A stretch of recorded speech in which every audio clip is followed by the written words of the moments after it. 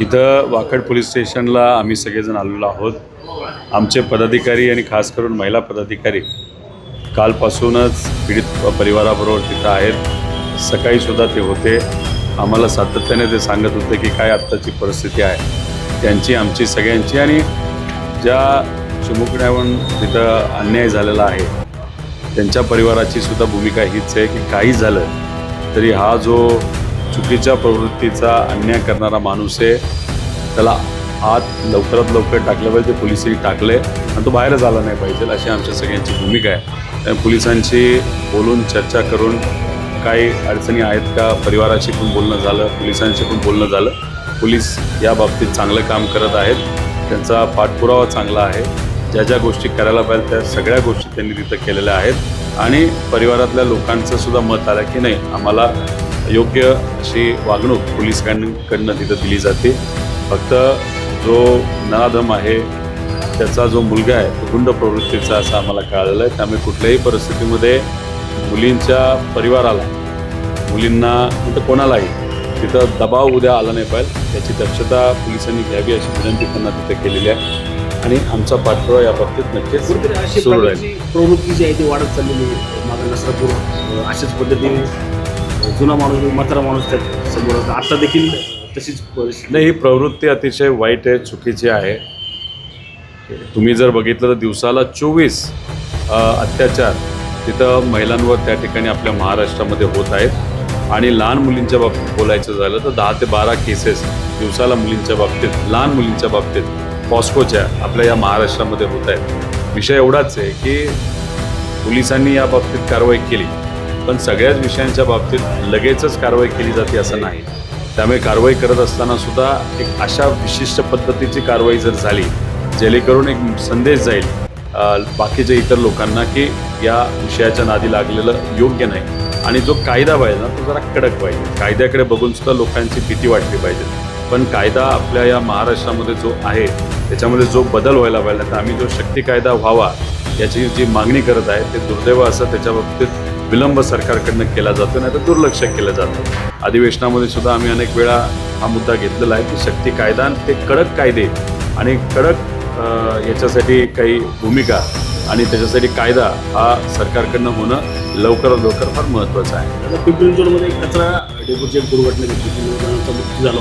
महापालिका आयुक्त असतील किंवा प्रशासन कुणाला तरी वाचवण्याचा प्रयत्न करते कारण की कंपनीच्या कामगारावर गुन्हा दाखल केला सदोष मनुष्यवधाचा. त्यांचा संबंध त्यात काय नव्हता.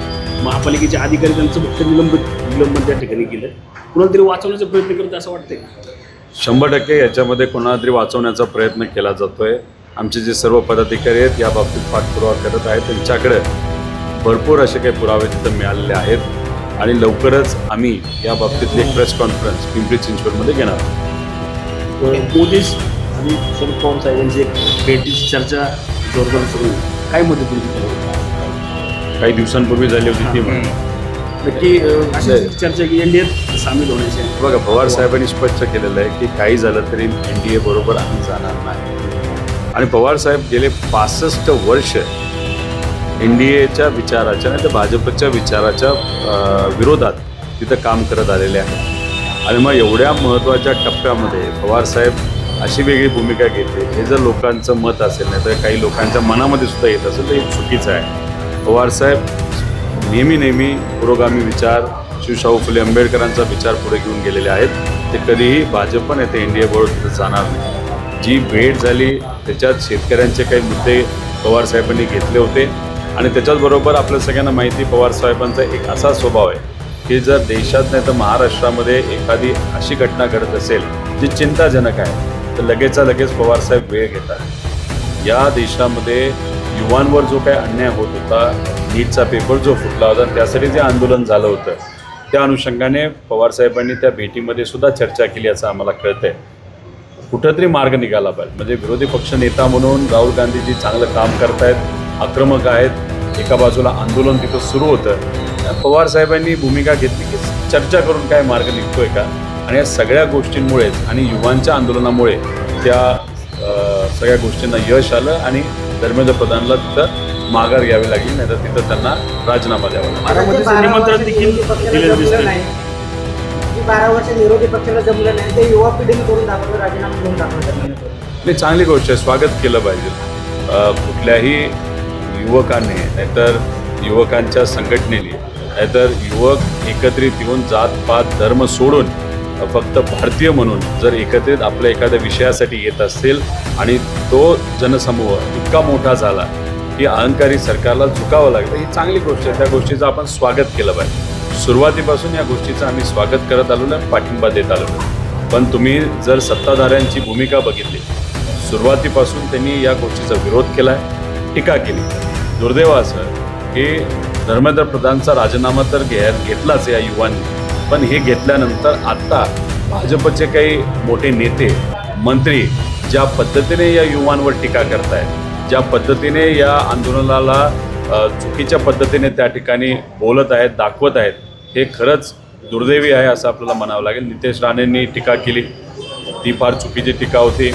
कोणतरी हिरोईन आहे जे आता खासदार झालेल्या, त्यांनी एक विचित्र पद्धतीने लहान मुलींवर तिथे टीका केलेली आहे. त्यामुळे हे जे काय चाललेलं आहे ना, ते चुकीचं आहे. पवार साहेबांनी मोदीजींना निमंत्रण दिले बुद्धमूर्तीच्या अनावरणासाठी बारामतीत. आपण एक समजून घेतलं पाहिजे, भगवान बुद्धांचा जो विचार आहे तो समावेशक होता, तो खूप मोठा होता आणि माणुसकीला धरून होता. कदाचित पवार साहेबांचं मत असं असावं की तो विचार मोदी साहेबांना समजला पाहिजे, भाजपच्या नेत्यांना समजला पाहिजे. आणि त्या अनुषंगाने बारामतीमध्ये आदरणीय पवारसाहेबांच्या मार्गदर्शनाखाली तिथं जो स्तूप नाही तर तिथं जे वास्तू, पवित्र वास्तू तिथं बांधण्यात आलेली आहे, तिथं त्यांनी या देशाचे प्रमुख व्यक्ती म्हणून त्यांना तिथं बोलवलं असावं असं मला वाटतं. पण महत्त्वाचं काय की एखादी भगवान बुद्धांची मूर्ती नाही तर तिथे आपण स्मारक नाही तर तिथं मंदिर जर तिथं बांधलं जात असेल आणि तिथे कुठलाही भेदभाव न करता, कारण का भगवान बुद्धांनी आपल्याला शिकवले कुठला भेदभाव करू नका, कुठलाही भेदभाव न करता विरोधकांना सुद्धा आणि सत्ताधाऱ्यांना सुद्धा तिथं बोलवत असतील तर मला असं वाटतं चांगली गोष्ट आहे. दादा